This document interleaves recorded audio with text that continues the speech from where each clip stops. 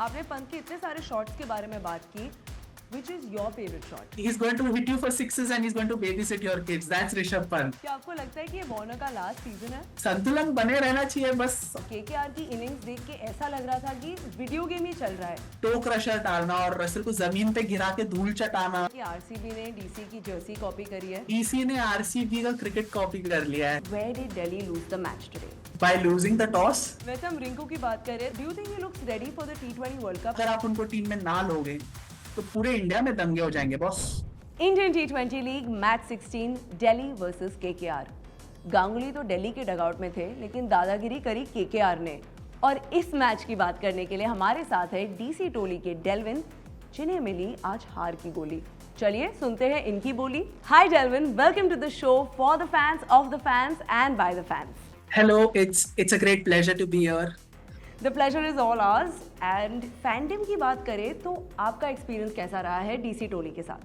काफी अच्छा एक्सपीरियंस रहा है. I mean what started off as a journey from the WPL season से स्टार्ट हुई है. तो वो हाईज थे जहाँ पे WPL में दिल्ली कैपिटल्स ने काफी अच्छी परफॉर्मेंसेस दिखाई, फाइनल्स तक पहुंचे. Unfortunately second year running final hurdle पार नहीं कर पाए, but the performances throughout the way were very very good. And as the games went on, the relationship that I fostered with certain members of the DC Toli community was great. And it's amazing what they're trying to build. They're trying to build an atmosphere where the fans come together as one, irrespective of the fortunes on and off the pitch. I mean, because fan communities are something that will remain irrespective of whether the team performs well or whether the team performs poorly. So that is what the beauty of DC Toli is. And it gives me great pleasure and काफी खुशी की बात है कि मैं DC Toli से associated हूँ. तो चलिए शुरू करते हैं मैच की बात.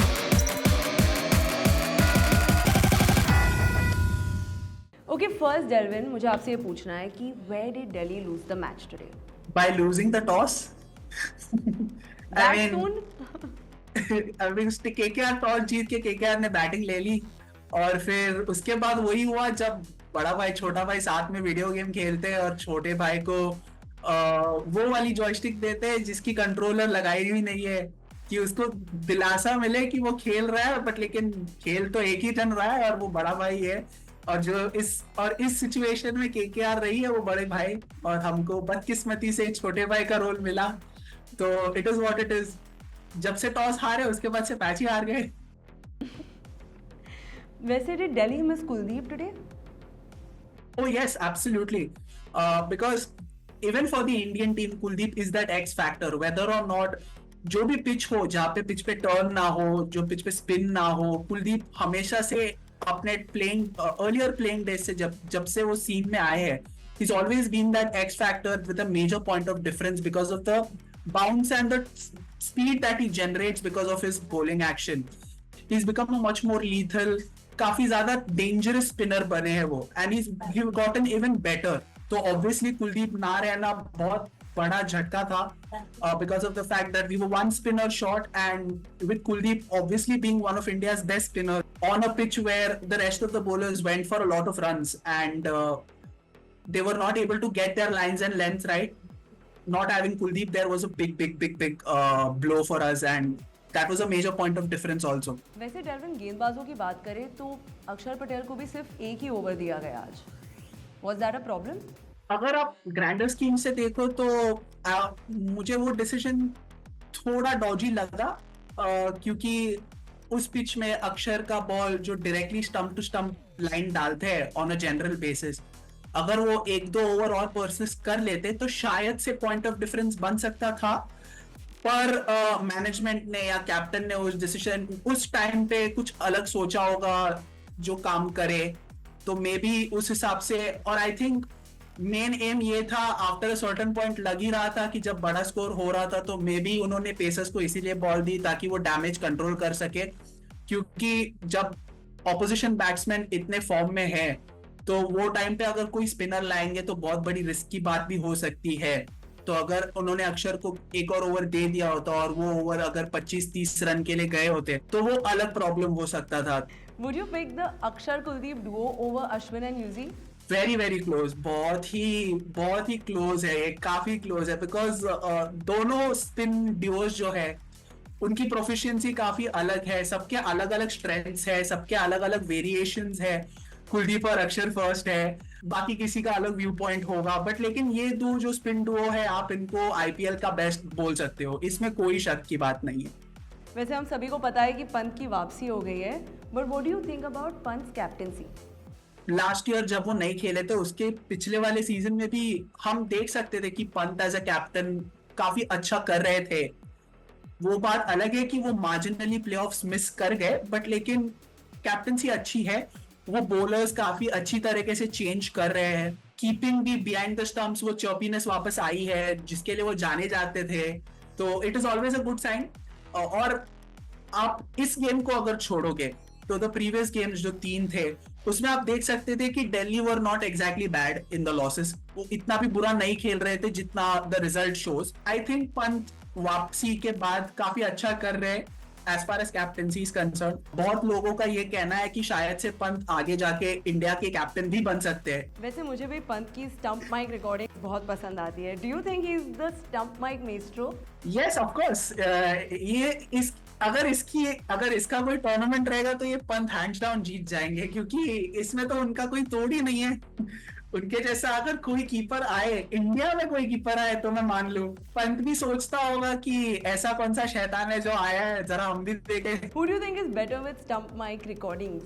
ये जो स्टंप माइक बैंटर्स है, who do you think is the stump mic maestro? Pant और धोनी? मैं फिर भी पंत के साथ ही जाऊंगा, क्योंकि पंत ऑब्वियसली माहौल बनाता है, तो ऑब्वियसली अभी के टाइम पे तो माहौल जरूरी है, तो it's Rishabh Pant for me. I am sure आपको भी और सारे फैंस को आज पृथ्वी शो की उम्मीद थी, बट वो तो देखने नहीं मिला आज। अगर आपने पिछला परफॉर्मेंस देखा होगा तो बहुत सारे पॉजिटिव्स थे as far as Prithvi Shaw is concern. पिछले मैच का परफॉर्मेंस उस बात का गवाह था कि वो सपोर्ट क्यों जस्टिफाई, और पृथ्वी शॉ ने बहुत अच्छी तरीके से जस्टिफाई किया है। बहुत सारे स्ट्रेंथ्स दिखे पृथ्वी शॉ के, और एक्सपेक्टेड भी था कि इतने बड़े चेस में नथिंग टू लूज वाला एटीट्यूड लेके उन्होंने स्टार्ट तो अच्छी करी थी, तो ये भी सोचे कि ये उनका सेकंड गेम ही है, क्योंकि उन्होंने पहले 2 मैचेस खेले नहीं थे। हमें ये नहीं भूलना चाहिए कि बिफोर दिस पृथ्वी शॉ का काफी बड़ा इंजरी ले ऑफ भी था, और उन्होंने अभी रिसेंटली कम बैक किया था with the bat in the Ranji trophy, तो वो भी याद रखना जरूरी है। अगर वो टेम्परमेंट ठीक से लगाए और अगर उन्होंने जो भी अपने स्ट्रेंथ्स के थ्रू खेले, तो then obviously there is one heck of a player there. इन ऑर्डिनरी परफॉर्मेंस में से एक थी एक्स्ट्रा ऑर्डिनरी परफॉर्मेंस, और वो थी ऋषभ पंत की। 55 ऑफ 25 बॉल्स, वेंकटेश अय्यर के ओवर में 28 runs. I am sure Nathan Lyon तो ऑस्ट्रेलिया में बैठे बैठे कांप रहे होंगे अभी। हाँ, अगर आप सोचो उन्होंने T20 में 28 रन मारे जहाँ पे फील्डर्स पीछे है, तो सोचो कि वो ऑस्ट्रेलिया में टेस्ट मैचेस में क्या हालत करेंगे जबकि सारे फील्डर्स आगे होंगे। और वो 28 रन ऐसे ही नहीं है कि ऐसे शॉट मारा चलेगा, दो जो टिपिकल पंच शॉट्स जो आप पंत के साथ एसोसिएट करते हो, वो back handed flick, the shot through the covers, straight sixes, आप जो भी देखो वो ट्रेडमार्क पंच शॉट्स थे। ऐसा भी नहीं था कि फ्लूक से शॉट्स जा रहे थे या ऐसा कुछ था। उन्होंने शॉट्स बराबर से टाइम किए थे, फील्ड को देख के फील्ड के हिसाब से शॉट्स खेले, और पिछले मैच में भी उन्होंने बहुत अच्छी परफॉर्मेंस करी है।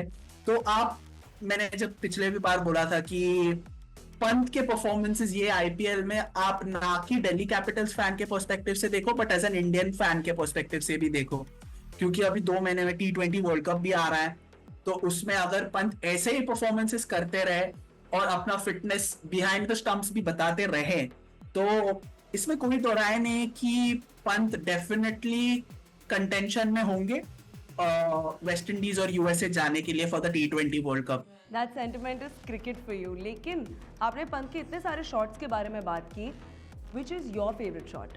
मेरा शॉट तो वो था जो उन्होंने ऐसे पीछे मारा वेंकटेश अय्यर को, और वो 6 के लिए चली गई। वो that was vintage Pant, where even Pant doesn't know where he's going to hit the ball next, and that is Rishabh Pant for you. He's chaotic, he's aggressive, he's going to hit you for sixes and he's going to babysit your kids. That's Rishabh Pant. That is Rishabh Pant in an essence. That one shot, वो ऋषभ पंत, वो है हमारा Rishabh Pant. While Pant was chaotic, एक और शानदार performance देखी हमने। Tristan Stubbs 54 of 32 balls, वो देखने में कितना मजा आ गया। क्रिस्टन स्टफ्स को ऑक्शन में लाया था एट बेस प्राइस, काफी सारे क्वेश्चन मार्क्स थे because on an international level भी उन्होंने अपने आप को ज्यादा प्रूव नहीं किया था ऑन अ T20 लेवल, और उनको मुंबई इंडियंस से जितने भी परफॉर्मेंसेस मिले थे या अपॉर्चुनिटीज मिले थे खेलने में, उनमें भी वो ज्यादा कुछ कर नहीं पाए। तो जब दिल्ली कैपिटल्स ने उनको लाया था तो डेफिनेटली क्वेश्चन मार्क्स थे, बट लेकिन आई थिंक उनके भी पिछले 2 मैच या 3 मैचेस के परफॉर्मेंसेस देख के ऐसे लग रहा है कि वो धीरे धीरे सारे डाउटर्स को साइलेंस कर रहे हैं। बट ओवरऑल अगर आप इस परफॉर्मेंस को ऑन एन आइसोलेटेड पर्सपेक्टिव से देखोगे तो ऑब्वियसली ये डीसी के लिए काफी पॉजिटिव होगी कि उनका मिडिल ऑर्डर फायर कर रहा है। While DC got the steal deal, ये मैच तो DC के फेवर में नहीं गया। आप अगर ओवरऑल सीजन की बात करें तो what are the positives for DC अब से गोइंग फॉरवर्ड? देखो, 2 पॉजिटिव्स तो अभी बताया मैंने कि ऋषभ पंत का फॉर्म, क्रिस्टन स्टफ्स का फॉर्म, उसमें आप 2 और ऐड कर सकते हो, ईशांत शर्मा's कमबैक और Khaleel Ahmed performances in the last 4 games. बहुत लोगों को उम्मीद नहीं थी खलील अहमद से इस लेवल की परफॉर्मेंसेस करने में। Khaleel Ahmed throughout his IPL career ऐसे टाइप ऑफ प्लेयर रहे जो कभी अच्छा करते कभी बुरा करते। अगर अच्छा करते तो बहुत ही अच्छा करते, और अगर बुरा करते तो काफी बुरा करते, तो कोई ऐसे मिडिल ग्राउंड नहीं था। तो इस सीजन उन्होंने काफी अच्छी बॉलिंग करी है, और पिछले मैच में तो आपने देखा ही है कि उन्होंने बॉलिंग में पावर प्ले में ही मैच खत्म कर दिया था for all intends and purposes. और ईशांत शर्मा के बारे में क्या ही बोले, वो अपने वेल्थ ऑफ एक्सपीरियंस, काफी सालों से क्रिकेट खेल रहे हैं, काफी सालों से इंटरनेशनल क्रिकेट खेल चुके हैं, काफी सालों से IPL खेल रहे हैं, उनको इन सारी चीजों के बारे में पता है। और आज तो आउट ऑफ ऑल द उन्होंने जो लास्ट ओवर डाली है बहुत ही बढ़िया ओवर थी वो। आई मीन रसल जैसे सेट प्लेयर को टो क्रशर डालना और रसल को जमीन पे गिरा के धूल चटाना, वो भी जब वो ऑलरेडी 260 पे थे। तो ऑब्वियस सी बात है कि ईशांत शर्मा का भी रिसर्जेंस बहुत ही अच्छा साइन है for Delhi as a whole. अब उनको दे दो यार, आधार कार्ड बना दो इंडियन, वैसे भी is more Indian than Australian at this point. तो अब बना दो उसे दिल्ली वाला, क्या ही बोले अभी। क्या आपको लगता है कि ये वार्नर का लास्ट सीजन है IPL में? नहीं, मुझे ऐसा नहीं लगता। उन्होंने क्लियर तो कर दिया है कि इंटरनेशनल से ये उनका T20 World cup final international tournament होगा, उसके बाद से वो सारे फॉर्म्स ऑफ इंटरनेशनल क्रिकेट से रिटायर हो जाएंगे। तो फ्रेंचाइज क्रिकेट तो डेफिनेटली खेलेंगे नाउ दैट उनके पास ज्यादा टाइम है।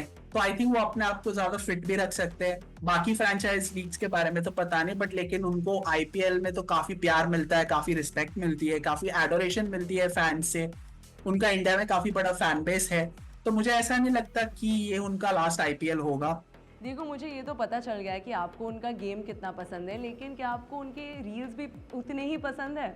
हाँ, यस ऑफ कोर्स, वो बैलेंस कर रहे हैं, सब क्रिकेट भी खेल रहे हैं, छक्के चौके भी मार रहे हैं, डांस मूव्स भी कर रहे हैं, क्राउड को एंटरटेन भी कर रहे हैं। और क्या चाहिए आपको क्रिकेटर में, सब तो कर रहे हैं। संतुलन बने रहना चाहिए बस, और वार्नर संतुलन बनाए रख रहे हैं। वैसे हमने इतने सारे पॉजिटिव्स की बात कर ली DC के बारे में, लेकिन जैसे आपने कहा KKR की इनिंग्स देख के ऐसा लग रहा था कि वीडियो गेम ही चल रहा है।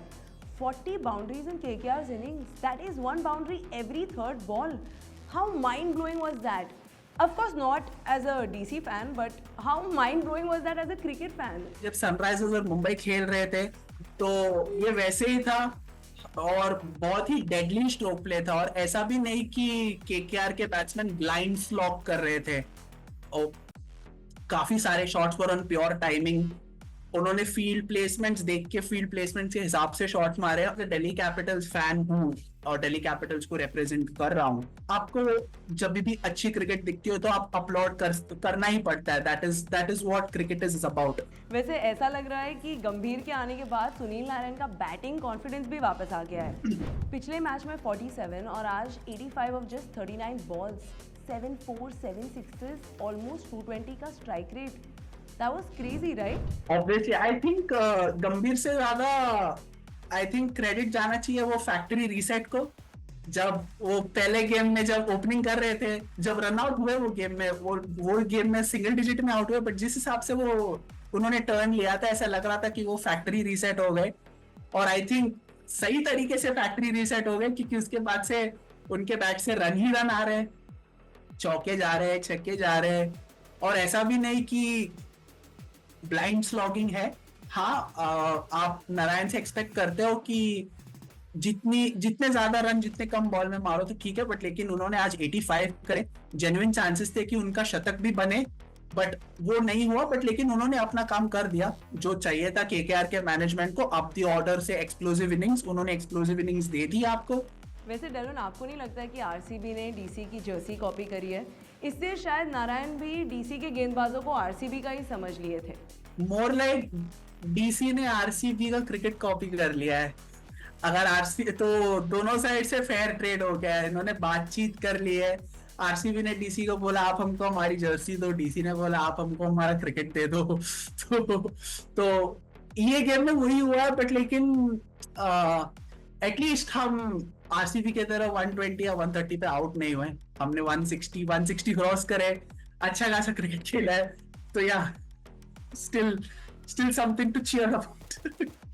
वैसे नारायण को आउट करना इतना सिंपल है, you just have to bowl express pace, bowl bouncers, bowl yorkers. तो दिल्ली को इतना सिंपल फॉर्मूला क्यों नहीं समझ आया?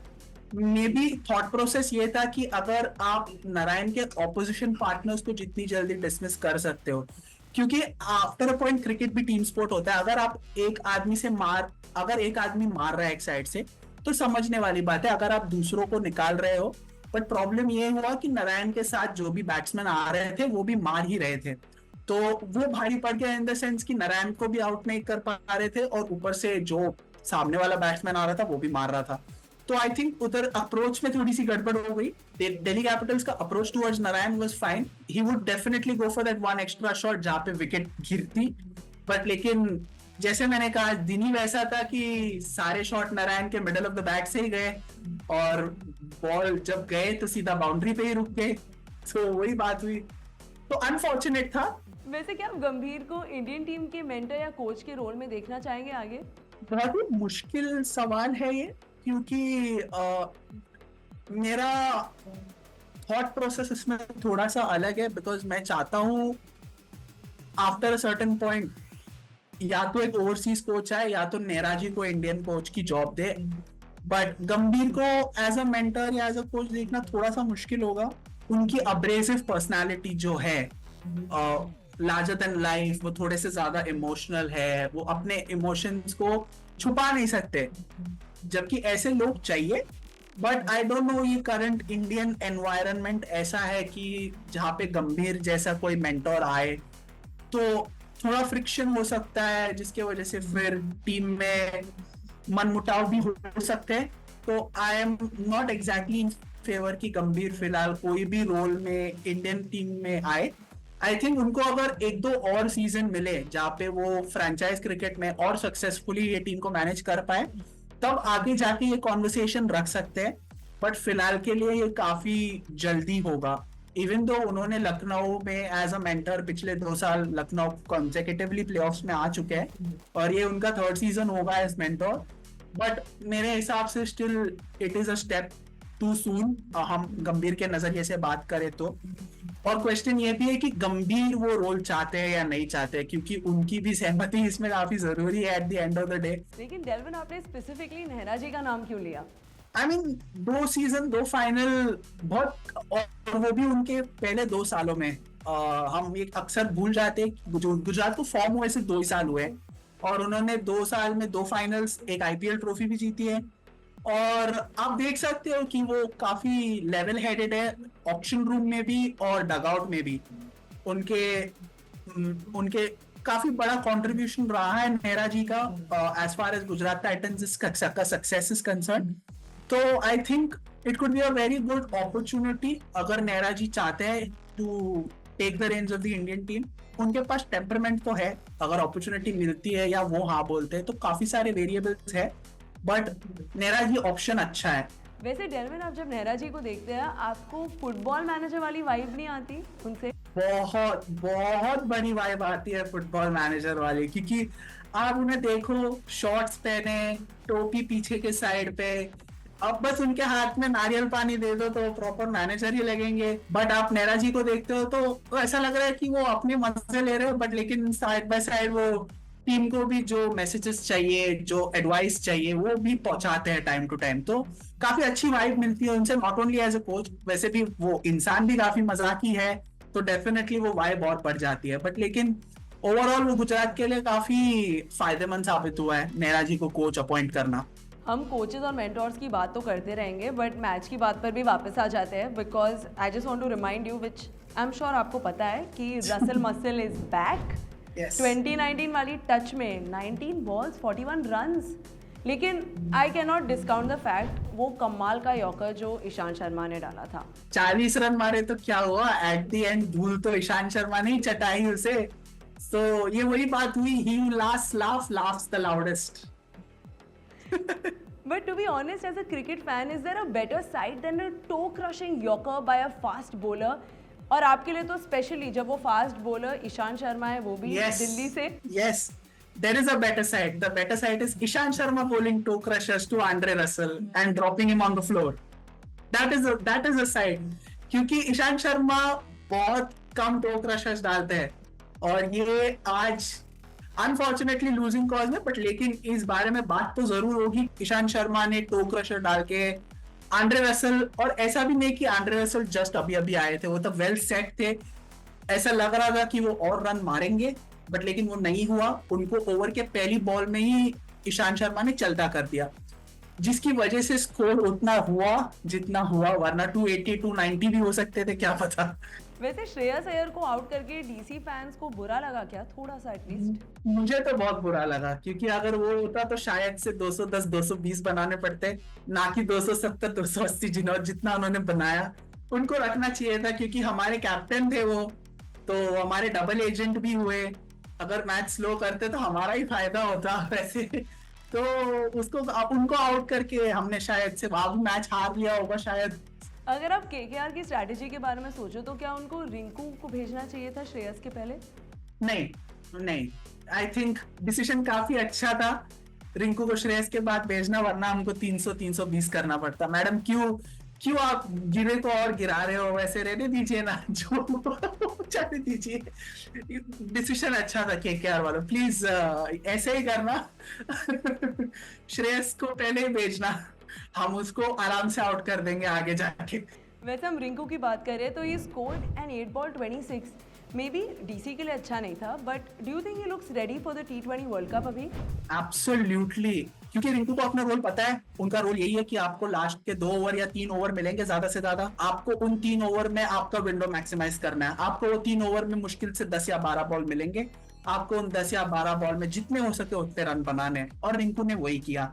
ये मैच में उनको 8 बॉल मिले, उन्होंने 8 बॉल में 26 रन मारे, 2 6 और 3 4 शायद से वैसा कुछ था। उन्होंने अपना काम कर दिया। आई थिंक इंडिया को भी इसी चीज की जरूरत है कि आप लेटर ओवर्स में एक फिनिशर मिले जो 10 या 12 बॉल में 30 35 या 40 बना दे, और रिंकू ने वो रोल एकदम बखूबी निभाई है।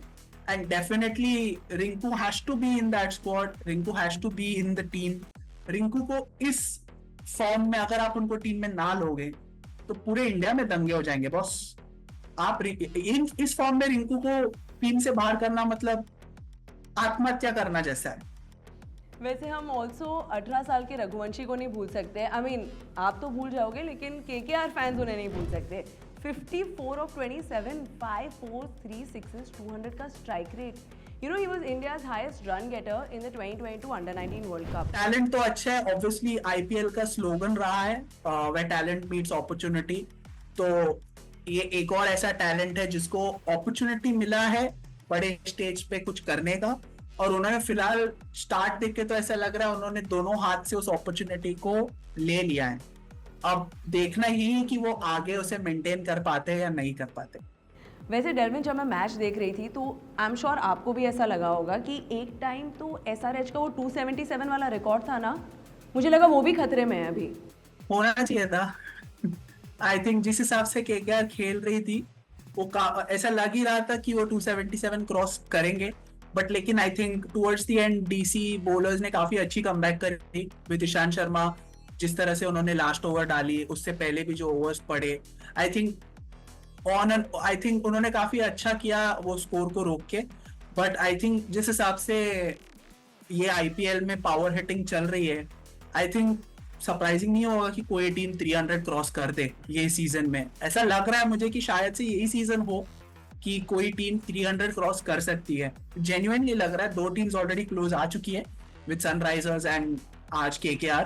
तो definitely may be third times the charm, और तीसरे बार में शायद जो टीम स्टार्ट करे वो सीधा 300 पर ही पहुंच के रुक जाए। Thank you for your time Delvin. We hope for your sake कि दिल्ली भी ऋषभ पंत की तरह कम बैक करे और हमें देखने मिले और ऐसे run fest. Until next time, मैं हूं निधि दुगर और ये है मैच की बात, दी show for the fans, of the fans and by the fans. Toodles.